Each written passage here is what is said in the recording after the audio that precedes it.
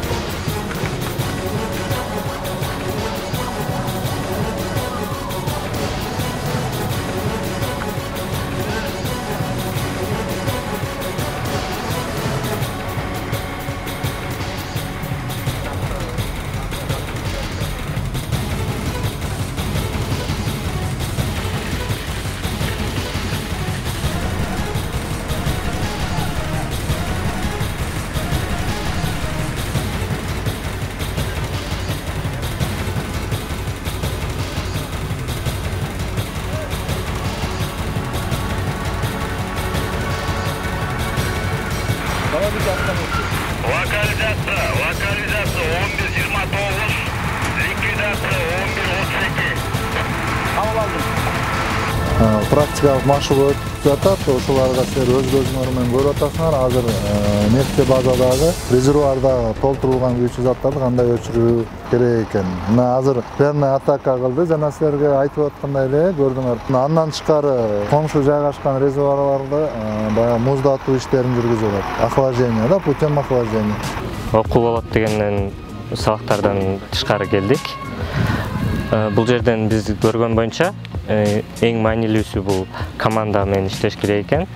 Жана внимательный болуш керек экен да. Анткени бул жакта буйруктарды так аткаруу керек экен. Кичинекей кезинен кыялданып келип ошо тапшыргам. Ошондуктан буюрса келечекте өтөчүрүүчү болобуз. Нефть базанын резервуарын кандайча өчүрүштү үйрөндүк.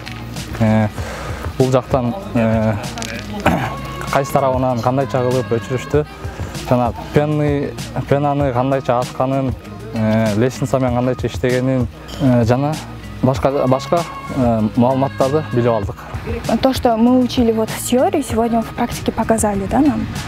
И надеюсь, в будущем мне это понадобится.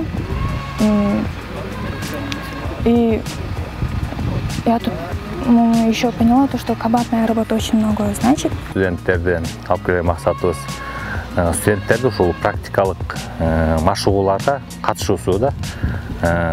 Келечектеги кесиптин ошол практикалык жүзүндө ошо ишке ашырыш үчүн да. Бул мындай нерселер, бул инновациялык кесиптер институтунда, өрт коопсуздук кафедрасында ар дайым ушул Бишкек шаарынын башкармалыгы менен биргеликте ушундай өрт тактикалык машыгууларга ар дайым катышуулар жүргүзүлүп турат. Нефтебаза Петролюкска 4 көчүрмө несеби, 2 автолестница, АЛ-50 и АКП-50 тартылды. Бүгүнкү учение өздүк курам менен, көчүрмө несеби менен Бишкек шаарынын башкармалыгынын өз максатына жетти. Келтирилген кемчиликтерди өз ордунда чечилди.